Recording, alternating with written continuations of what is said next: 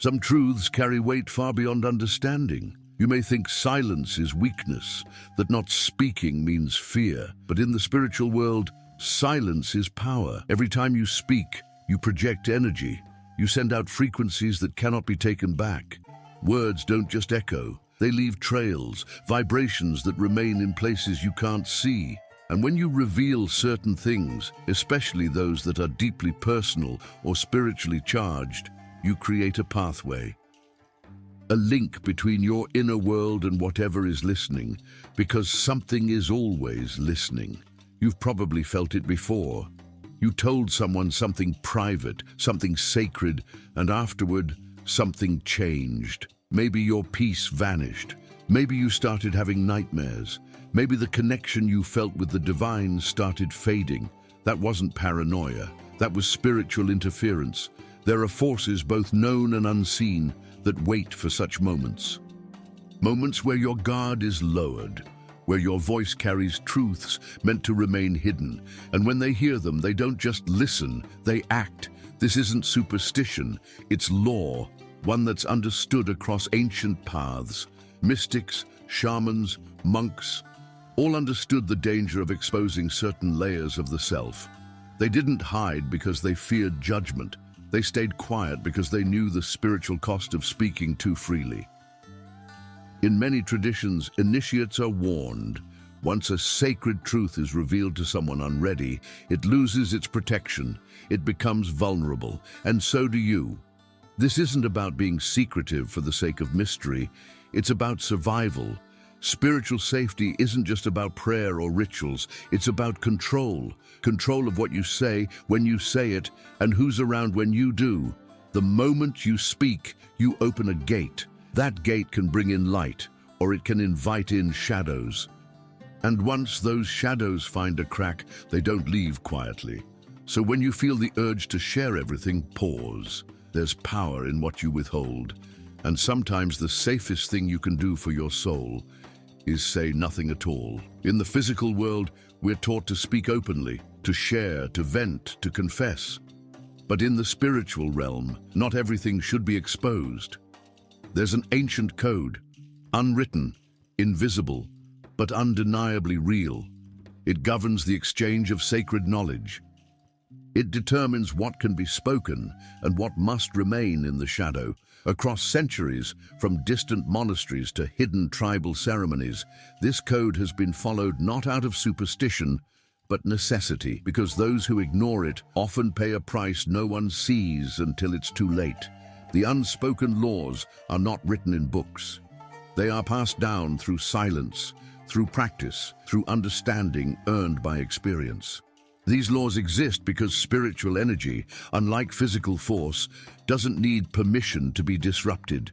It only needs access, and words are the door. When you speak of your inner world, your visions, your wounds, your connections, you invite attention. But not all attention is harmless. Some entities are drawn to the scent of spiritual vulnerability the way predators sense blood in the water. Those who've walked deep spiritual paths know this. They learn early on that the more awakened you become, the more selective you must be with your voice. Every word spoken from your soul carries frequency, and every frequency attracts something. Silence, then, becomes more than protection. It becomes a weapon, a barrier, a signal that you will not be easily breached. There is also danger in assuming everyone deserves to know your truth. Some people are not safe containers. Their energy distorts what you share. Your sacred truth passes through their judgment, their skepticism, their fear, and when it does, it changes shape, it loses clarity, it becomes contaminated. The law is clear. Spiritual knowledge is not for public consumption. It's not a story to be told, it's a path to be walked, and only with those who can walk in silence beside you. Obedience to this invisible code isn't about isolation. It's about discernment, knowing what to share and when to stay still. Because once you speak a sacred truth into the wrong space, you don't just lose control of your story, you lose control of its power. And in the spiritual world, power once given is rarely returned. There's a truth buried deeper than memory. It's the original wound, the one that shaped how you see the world, how you trust, how you protect yourself. Most people think healing begins by digging it up, talking about it, sharing it with someone who will listen. But in the spiritual dimension, exposing the source of that pain can do more harm than good. Not because it's wrong to seek healing, but because revealing the origin too soon, too casually, or to the wrong person can unlock doors that were closed for a reason. That first trauma, the moment you never talk about, holds energy unlike anything else. It's not just emotional, it's spiritual. It's an energetic signature that still lives inside you, pulsing beneath your daily life. And when you speak about it aloud, especially when you're not grounded, you reactivate that frequency. You don't just remember it, you broadcast it. And everything that feeds on pain, confusion, or chaos hears that signal. Some things don't want you to heal. There are forces that grow stronger when your wounds stay open. When you verbalize the deepest layer of your suffering, you might feel lighter at first, but later you notice subtle shifts. Fatigue, unease, disturbed sleep, emotional instability. That's not your imagination, that's resonance. You've awakened energy that was dormant, and now it's moving through spaces where it doesn't belong. Ancient teachings always warned against speaking of foundational pain without preparation. In some cultures, a person must undergo cleansing rituals before even thinking about discussing their spiritual wounds. Not because the elders feared the pain itself, but because they understood the power of naming it. Naming pulls it into the open. Naming gives it shape. And anything given shape can be used by others, by energies, by forces unseen. Your pain is not shameful, but it is sacred, and sacred things must be protected. You owe it to yourself to hold that origin story with reverence. Speak it only when you are strong enough, when the space is safe enough, and when your spirit is anchored. Until then, silence isn't denial, it's preservation. What lives in silence cannot be distorted. What remains unnamed cannot be stolen. And some secrets, especially this one, are safest when hidden in the stillness of your soul. There are moments in life that defy logic. Visions so vivid they leave you breathless, dreams that reveal truths before they happen, or silent whispers in your mind that guide your next move with frightening precision. These aren't accidents, they're signals. They're confirmations that your spirit is connected to something higher, but the moment you speak about them freely, especially to someone who doesn't understand or respect the depth of that connection, you place those experiences at risk, not just of being dismissed, but of being drained. Spiritual experiences are fragile in the physical world. They don't come with proof, they aren't easily explained, and that makes them easy targets. When you share a sacred vision with someone who doubts, mocks, or simply cannot grasp its weight, you do more than invite judgment. You shift the energy of the experience itself. What was once pure becomes polluted by their perception. And once that happens, the connection that gave you the vision may withdraw completely. There's another layer of danger here, one far more subtle. When you speak about divine encounters, especially in excitement or pride, you open a spiritual window. And windows invite watchers, entities that observe, mimic, even copy what you describe. These spirits can take the form of guides, offer false messages, and lead you into confusion disguised as clarity. Why? Because your words gave them a blueprint. And now they know how to manipulate your spiritual signals. In many ancient traditions, initiates were forbidden to discuss their spiritual breakthroughs until they had the discipline to protect them. Silence wasn't a punishment, it was a test. Could they hold the energy without needing validation? Could they remain quiet while the divine revealed more? If they spoke too soon, they risked losing the connection entirely. Not because the spirit rejected them, but because the frequency could no longer hold. Your most intense spiritual experiences are not stories to entertain others. They are instructions meant only for you. And until you are certain the person listening can hold what you've been given without distortion, the wisest choice is to say nothing. Because once spoken, the divine becomes vulnerable. And the vulnerable, in this world, rarely stays pure for long. Every spiritually attuned person, whether consciously or not, is guided. Some call them guardians, others refer to them as ancestors, spirit guides, or divine presences. These entities are not imaginary. They are real forces that exist just beyond the veil of our perception. Their presence is subtle but powerful, and their role is to shield, advise, and intervene when necessary. But there's one thing these protectors rarely tolerate: exposure. Saying their names aloud, especially in the wrong environment, is not just a mistake. It's an invitation, one that can't be taken back. Names carry vibration. In many mystical traditions, names are more than labels. They're access points. To know the true name of a spirit is to hold a key to its energy. That's why, throughout history, spiritual teachers warned their disciples to never speak the names of their guides without intention and sacred protection. Once a name is released into the open, it can be mimicked, it can be intercepted, and entities that do not wish you well can cloak themselves in what sounds familiar.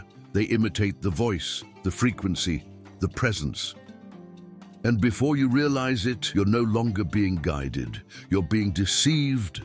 There are countless accounts of people who once felt deeply connected to their spiritual allies, only to find that after sharing too much, their clarity disappeared. Their visions became inconsistent. Their dreams turned dark. Why? Because the energetic signature of their protector was compromised.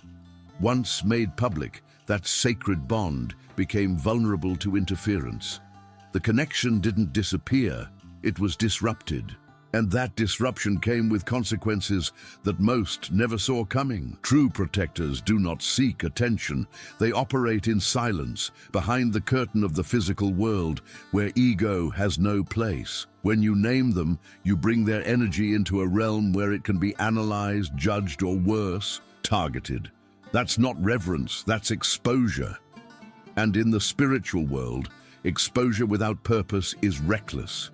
The more sacred the guide, the greater the responsibility to protect that connection. Speaking their name may feel empowering in the moment, but silence holds the power to preserve what words can easily destroy. Some names are not yours to share. They are gifts, and gifts, when opened in the wrong room, lose their magic forever. Every word you speak carries more than meaning. It carries frequency. In the material world, we often focus on the message, the sound, the language. But beyond that, in the invisible layers of reality, spoken energy is nourishment. Spirits, whether benevolent or malicious, are drawn to vibration, and the moment a sacred truth leaves your mouth, it transforms into a beacon, not just for the ears of others, but for entities that exist far outside your line of sight. They don't need to understand your language. They only need to feel the vibration. And once they do, they follow it. Some spiritual traditions teach that sound itself is the bridge between realms, that every time you speak, you alter not just your physical environment, but your spiritual one. Chanting, prayer, and sacred language are used with extreme care because they activate forces. But this law doesn't only apply to rituals, it applies to every sacred thing you voice without awareness. When you confess a deep spiritual experience, when you vocalize pain, when you reveal a hidden truth, you emit energy. That emission is pure substance to entities searching for instability, vulnerability, or raw, unprotected power. Not all spirits feed the same way. Some draw strength from your growth, others from your confusion, but the ones that wait for your secrets, the ones that only move when something valuable is spoken aloud, those are the most dangerous. They can't touch you until you open the gate, and that gate is sound, it's voice. It's vibration released without intention. Once it's out there, it doesn't come back. It lingers, and it can be consumed, distorted, or weaponized against you. This is why ancient orders were built around silence, why sacred vows included not only what must be done, but what must never be said. It's not about fear, it's about clarity, discernment. Power isn't just in knowing the truth, it's in knowing when to hold it back.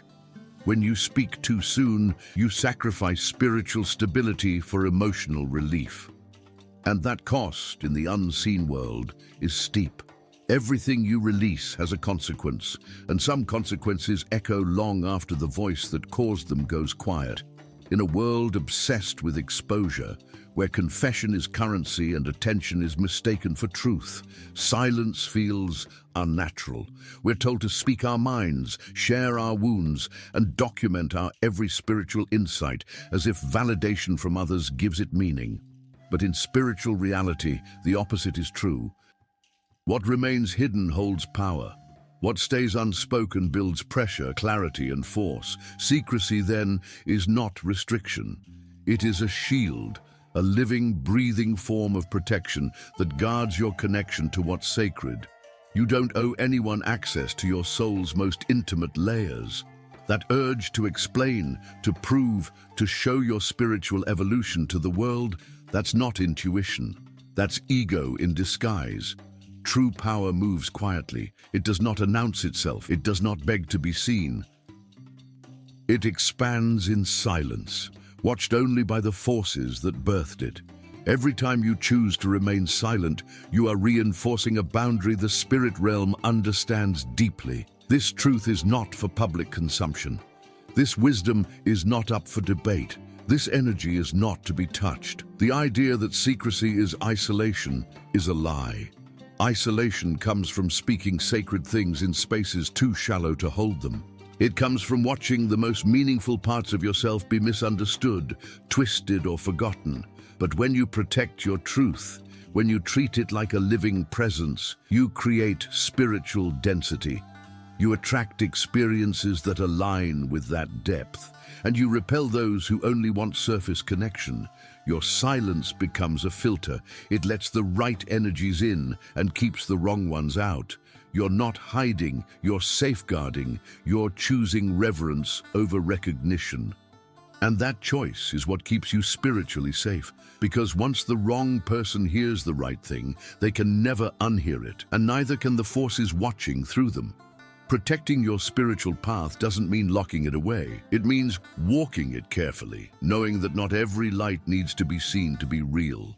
The loudest truths often burn out, but the ones that stay quiet, those are the ones that survive and transform everything. If this content made sense to you, don't stop here. Go ahead and hit the like button, subscribe to the channel, and turn on notifications so you don't miss any future content. Now, watch this next video where I'll show you another essential step to transform your reality. I'll see you there.